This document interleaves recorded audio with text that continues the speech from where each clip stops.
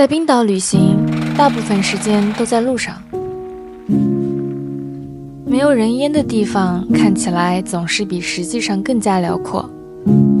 在漫长的驾驶中，目的地反而是中场休息，经过的风景变成了章节主体。那些途中无意发现的美景，则让故事变得更加婉转跌宕。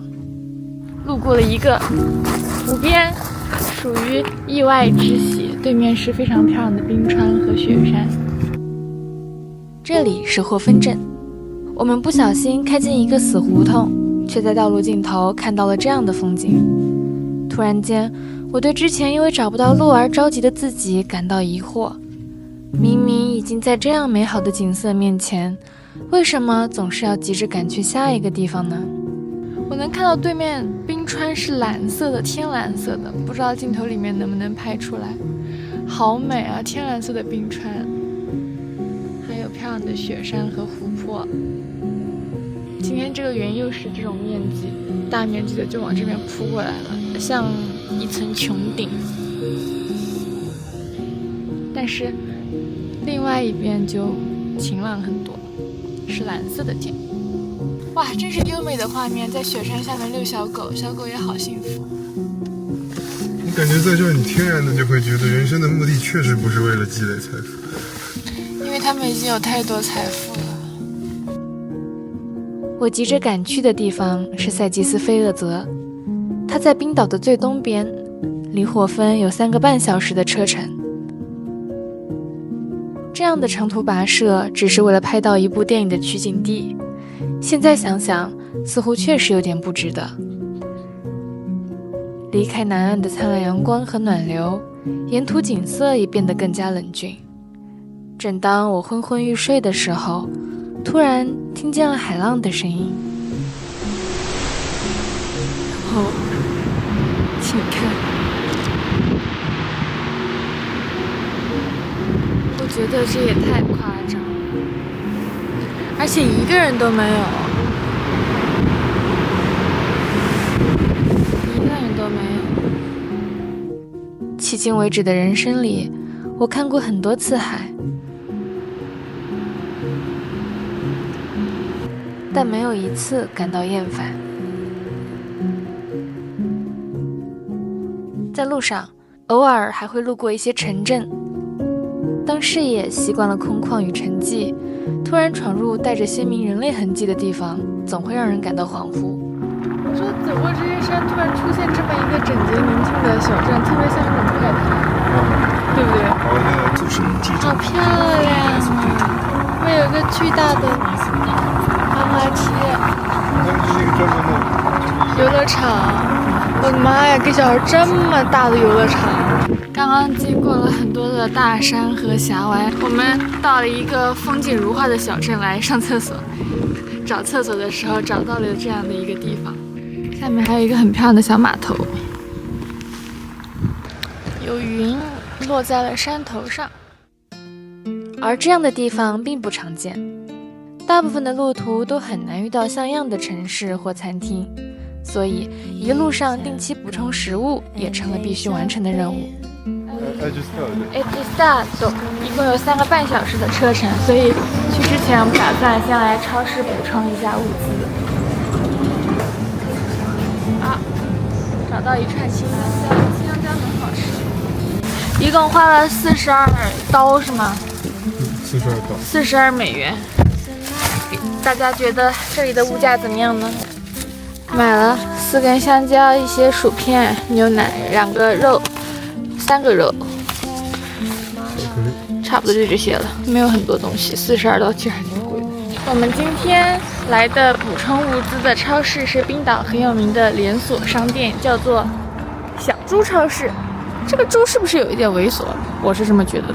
这是我们已经买的，我们现在进入了他们的冷库，准备买一点冷冻食品。我们买完啦，买了整整一大包东西，在一个猥琐小猪超市。这样的路程虽然漫长，却不让人感到疲倦。在不断变化的风景里，总有新的事物吸引注意。我们现在要拍电影里面滑长板的那一段路，已经开到了很高的山上。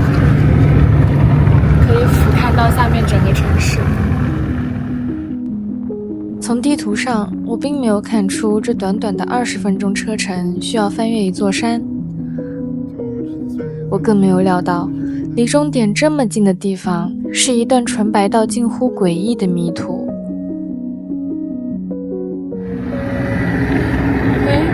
感觉像是某种艺术装置。我想，踏上月球的感受，恐怕也不过如此吧。越过最高点后，积雪又奇迹般的消融了。我们的目的地像任何一个常见的小镇一样，安详地坐落在这一片秘境中央。夕阳并没有能够跟随我们翻过这座山，小镇已经进入黄昏尽头的昏暗了。我们在镇中心遇到一只气定神闲的猫。可爱的要死！我感觉它有心事。但是它也不拒绝我抱它呀，我可以去抱它吗？一座童话风格的教堂又莫名其妙出现在道路尽头，像是从另一个世界贴过来的图层。匆匆拍了几个想要的镜头后，我们就离开了。昏暗的光照是融化的水粉，雪原变得像云层，我们在高空梦游。这段时间里发生的一切都像是拙劣又迷人的幻觉。也许我们确实生活在一个模拟世界。车灯是低配的真理，太阳才是一盏大灯。它虚伪的高悬，不是为了生命而存在，只是为了给这座舞台布光。怀揣着让一时失焦的思绪，我渐渐睡着了。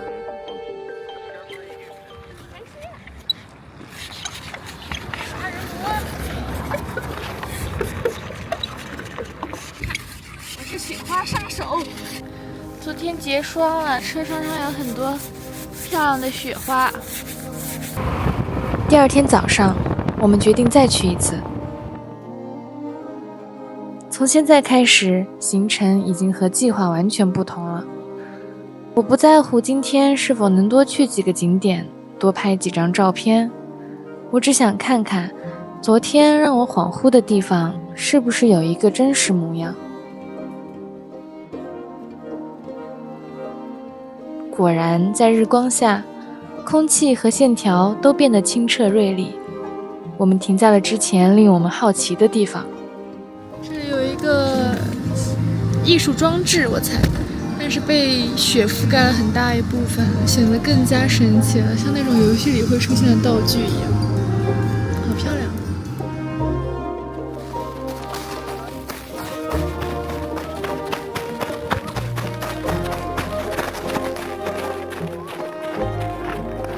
你想象一下，在这种冰天雪地，然后一切到处都是白的，只有这里有色彩，属于人类的温暖、脆弱，却又倔强地存在着的色彩。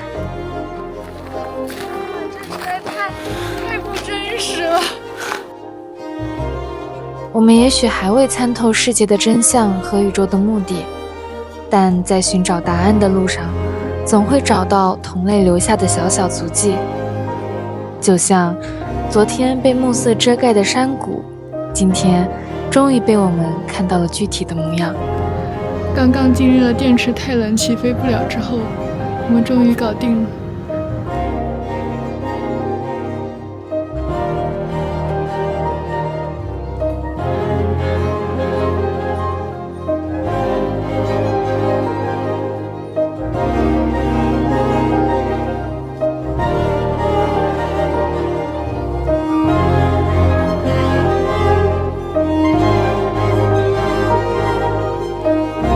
在这之后，我们就折返。虽然走的依旧是来时的路，但天气的变换却赋予它不同的面貌。有时只需穿过一条隧道，前后的世界便仿佛分属2个季节。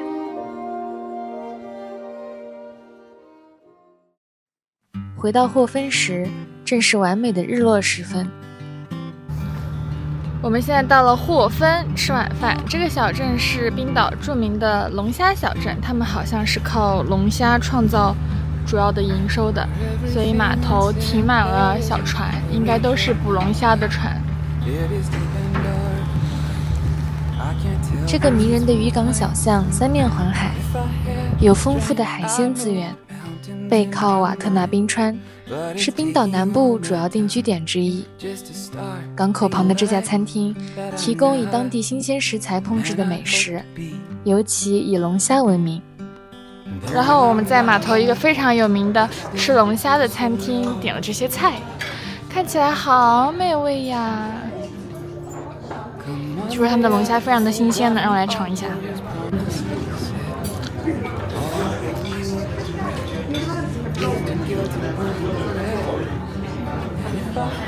有鲜甜，虽然咸，但是我能吃出一种鲜甜的味道。来冰岛之前，我的一项目标就是看看苔原。来了才发现，不需要特地寻找，它几乎无处不在。我们现在到了一片很大的苔原，苔原是冰岛一个很有名的地貌，主要是由岩石和苔藓构成的。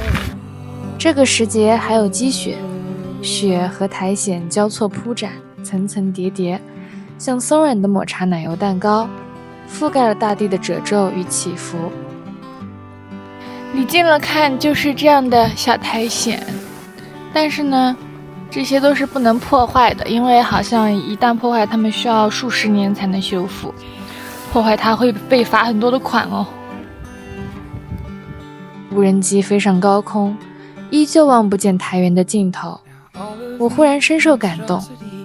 这种单独来看都称不上是植物的微小生命，竟能在这种贫瘠的土地顽强生存，组成如此广阔的原野。发现呢，在这个路途中央正好能经过电影中的瀑布，叫什么来着？ Skogafoss 瀑布就在我们旁边。我们这边比预计早结束了半个小时，所以非常的完美，一切都很完美。现在正在向瀑布靠近，哇，从这里都感觉很有压迫感。哇，今天有彩虹哎！当然有彩虹啊，有水雾和阳光的地方就会有彩虹，简直运气无敌好！哦，好漂亮的彩虹啊！斯科加瀑布是冰岛最壮观的瀑布之一，高60米，曾出现在许多影视作品里。然而，想要和瀑布近距离接触，需要通过一道小考验。我们接下来将要像它一样，从水里面走过去。祝我们好运吧！看起来并不是那么简单的事情。而这条河的尽头就是大瀑布，可以看到现在的彩虹还非常的清楚呢。当然，我成功了。我现在已经到了瀑布的脚下，你看下面的石子，这里面都结了冰，非常的冷，非常的滑。彩虹已经变成2道彩虹。果然，美丽的东西都是危险的，下面又湿又冷，我们没待多久就落荒而逃了。对了，我们又路过了一次冰河湖，这里的浮冰情况每天都不相同，和第一集拍到的冰河湖相比，这次的浮冰好像更多了。看这个湖里面所有的冰块，都是从那边最远处的冰川融化，然后顺着水一直飘下来。这个冰川可能已经存在了很多年，然后每天它们都会消融一部分，然后到冬天又会生成一部分。这个地方就这样一直更替，是不是非常浪漫的感觉呢？你并不知道从你眼前飘过去的这一座冰川到底已经存在了多久。但是你有幸能见证它的终结。他们漂流了好久好久，就在此刻和你相遇，这就是宿命。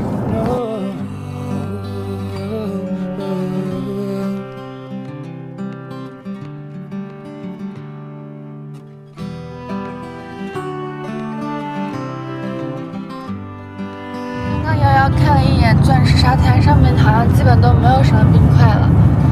这什么顶级运气啊？因为我们来的时候是冰岛已经阴了好久，暴风雪什么的，然后我们刚来它就晴了，然后因为晴了好几天，那些冰块都化差不多了，我们相当于是卡在那个一切都刚刚好的缝隙，去看到了最漂亮的钻石沙滩。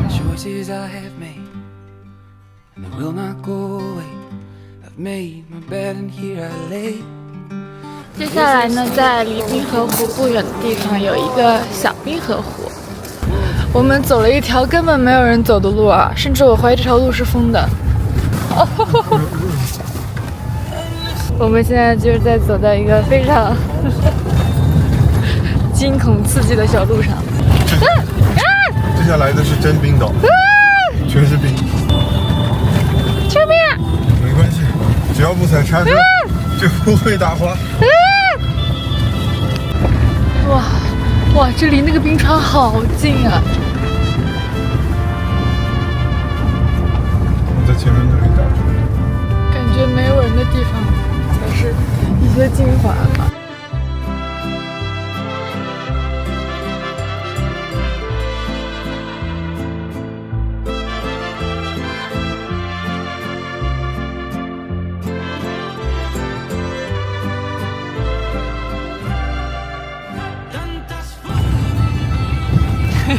被这个音乐开上条路，真的很有感觉，太有感觉了，就特别有电影的那种。救命啊！戏剧和荒诞。就这个时候，如果是那个慢动作镜头。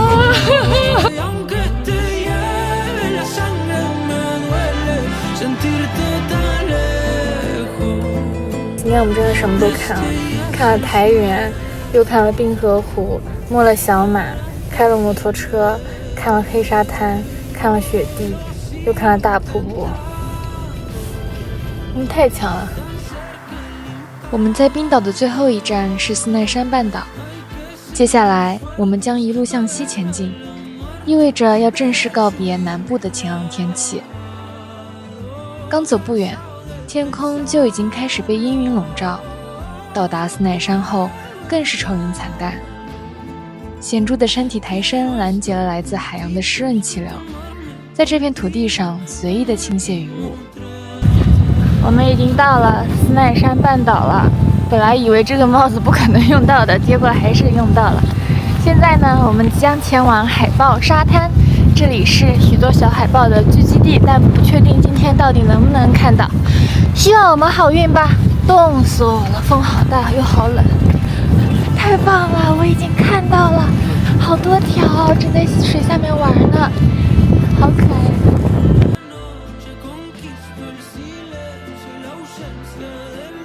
海豹沙滩位于斯奈山半岛的南岸，是一个以常驻海豹群而闻名的自然景点。与冰岛常见的黑沙滩不同，这里的沙滩是罕见的金色，可以看到各种种类的海豹在岩石上休憩，或在近岸水域游泳。一直被阴霾笼罩的天空，忽然泄露出几丝夕阳的金光，仿佛是为了让这些海洋里的小明星隆重退场。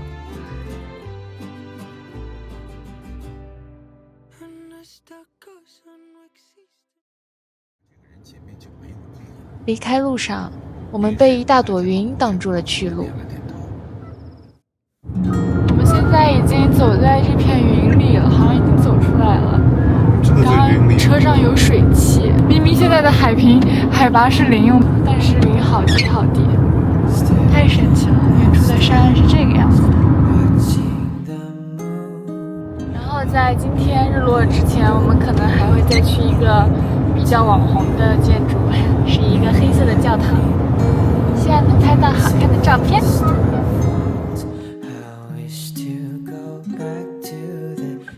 今年天气不是很好，阴沉沉的，但是意外的非常适合这个建筑的氛围。刮风的时候就应该搞点这种照片拍一拍。太冷了！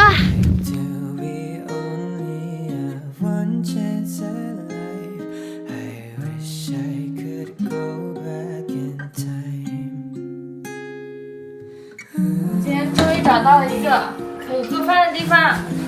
今天将要做一些肉乎的饭菜，其实也没有什么基本含量，我打算搞一些番茄肉炖汤，然后把所有买到的东西都丢进去煮。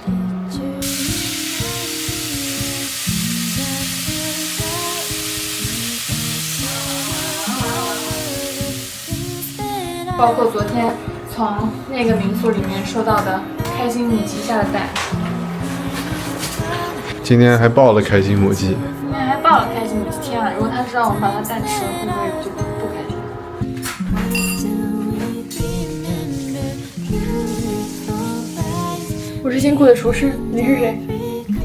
我也是辛苦的厨师。我们都是辛苦的厨师哦。一早上起来，我们的屋子外面跟寂静岭一样。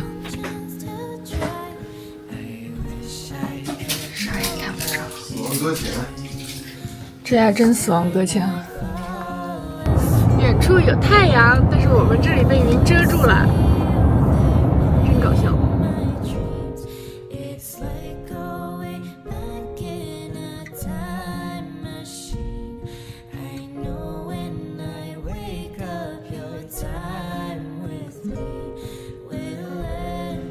现在就到了电影里那个港口了。今天这里停的船都跟电影一模一样。从那个码头出来，我发现左边就是草帽山，很有名的一个景点，是《权力的游戏》拍摄地点，但我没有看过。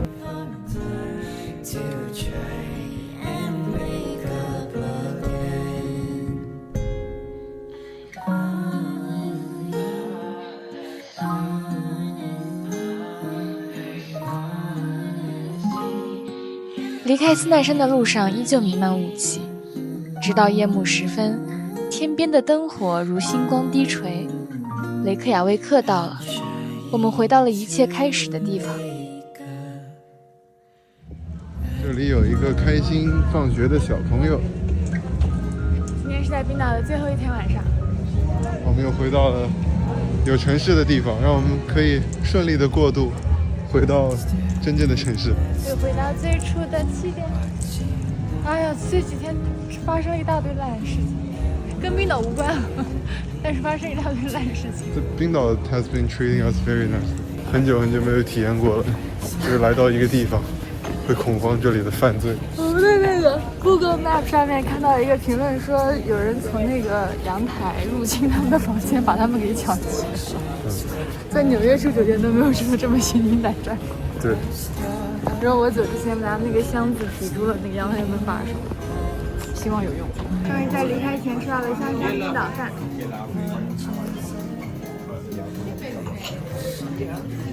鱼、龙虾，美味极了。我们最后一天来泡温泉啦，是蓝蓝的喷泉，什么喷泉？温泉，蓝蓝的温泉，在这里就可以看到了，非常神奇的蓝蓝温泉。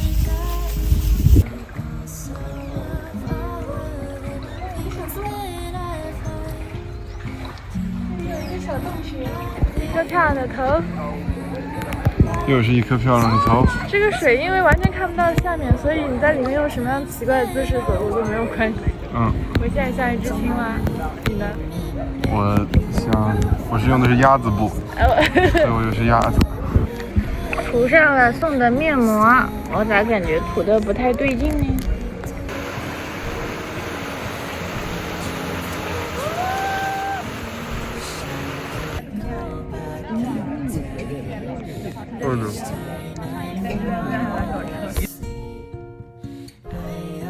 离开冰岛已经1个多月了，制作这期视频的时候，我还是觉得有一部分的自己留在那里。很久之前，这个名字对我来说是一个类似于永无岛一样不存在的地方。每当我说好想去冰岛，其实是在说我好想去远方。我终于触碰到了那片真实的土壤，不再只是地图上的名字，也不再是一个待完成的梦想。划过一项项必做清单后，我的指尖却又停留在空白的地方。人们常说，去到某一个地方就能脱胎换骨，大彻大悟，我却相反。每多走过一个地方，我就更多像一份我自己。我要和海浪共鸣，要和大地共鸣，要和宇宙共鸣。在这个星球上，我要听到自己灵魂的回响，然后继续走向更远的地方。